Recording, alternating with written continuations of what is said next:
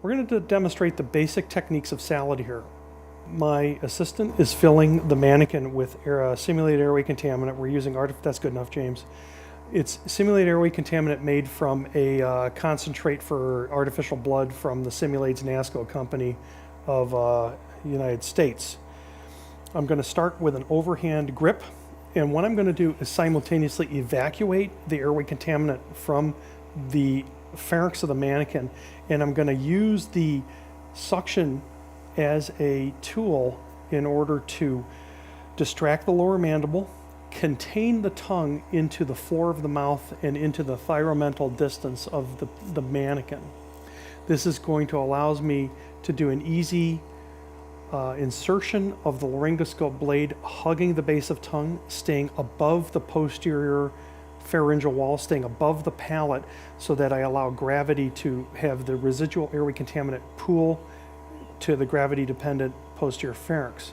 If I scrape the posterior pharyngeal wall as I'm coming around the base of the tongue with the laryngoscope, what will happen is I'll pick up airway contaminant, in this case artificial blood, onto both the light source as well as the video source.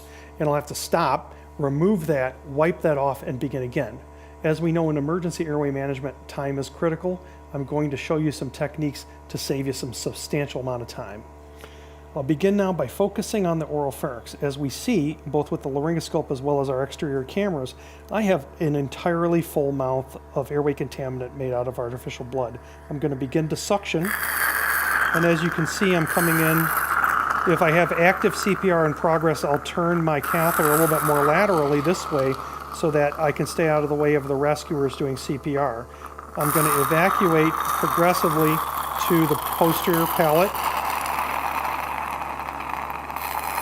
We're beginning to see the uvula now come into view. I'm going to do this very, very slowly. Don't take this as the speed at which I would do this clinically. Obviously, I'd be doing this much faster, but how can you learn anything if I do this too quickly, right? So here we go. James has given me a couple pumps on the airway contaminant lever over there. I'm seeing the tip of the epiglottis. As I see the tip of the epiglottis, I want to stay against the base of tongue. I want to stay against the base of tongue, and I want to go into the vallecula. I'm going to drain the pharynx.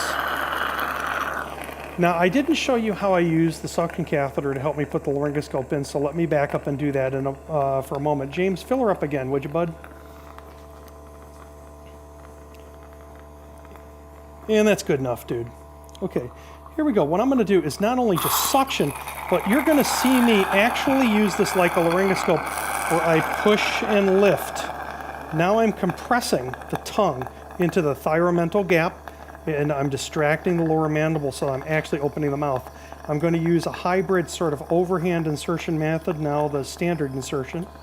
And now, as I'm going to release the pressure onto the laryngoscope, now I've got a view of the hypopharynx. What I'm going to do is several very simple and easy to understand techniques in order to understand how to maintain airway decontamination. James, give me 3 pumps on the handle here. The reason I would want to leave the suction in during the intubation attempt is in the case of continuing airway contamination. If I'm not careful and I take the suction out, give me 3 pumps, 4 pumps, I'll have, that's it. I'll have a completely soiled airway, and now as you can see on the video monitor, I can't see the larynx at all. This would be a completely blind intubation. So how am I to manage this? If I leave the suction catheter on the right side of the laryngoscope, it's going to produce a problem where I now have difficulty of tracheal tube delivery. How am I going to leave the suction catheter in the mouth while I do tracheal tube delivery? There's 2 sides to the blade. I'm going to take advantage of the left side of the laryngoscope blade. I'm going to remove the catheter and place it down the left margin of the laryngoscope blade. So James, give me 3 pumps on the handle. And as you can see, what's happening now is that my suction catheter is taking up the lion's share of the airway contaminant. My next maneuver to create room for tracheal tube delivery, I've called the salad poke. With a single index finger, I can change the course of airway management. I simply place it into the pharynx alongside the right margin of the laryngoscope blade, and what I'm doing essentially is a dilatation maneuver. Not too much unlike when you're placing central lines. You don't try to place a central line over a guide wire without dilating. Why are you putting a tracheal tube into a patient without essentially determining and establishing space for tracheal tube delivery? With the removal of the salad poke finger, I'm just going to place the bougie. The bougie goes in, the tail comes out of the bougie, and the tube goes in.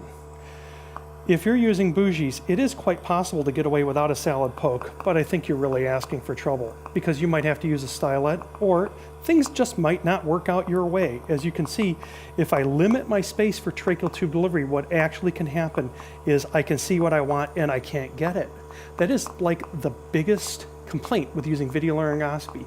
You can see it, but you can't have it. Why don't you do what we do in America? We have it all. We stick our finger in, and we get what we want. Now I'm going to release the tail, and now I'm going to advance the tube. And the most important part of this that you'll see on the video monitor is if I place the tube just in the neutral position, I can't get it in necessarily because there's a left cut bevel on this tracheal tube. It is going to increase some space between the bougie and the tip of the leading bevel, and it's going to trap the right corniculate.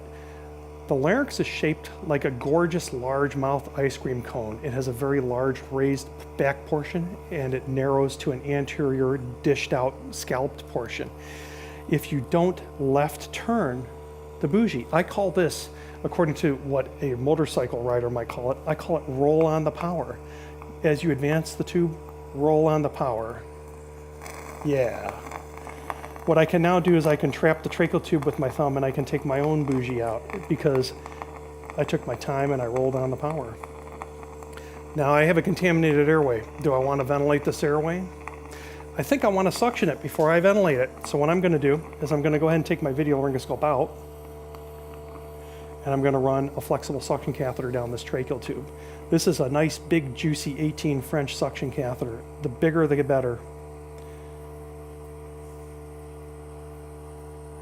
Notice that I'm leaving the rigid suction catheter in and transferring it over to the flexible. Why did I do that? I'm not assuming I'm going to have a lot of help when I do this, and if I disconnect this prematurely, gravity for some reason increases its force during airway management and everything ends up on the ground. If I do it this way, I don't lose anything. And I place my finger over this and I drain the lungs and I draw this out of the patient. And now I can ventilate my patient, inflate my cuff the whole bit. I should have inflated the cuff before that, but I'm not going to do that in this demonstration.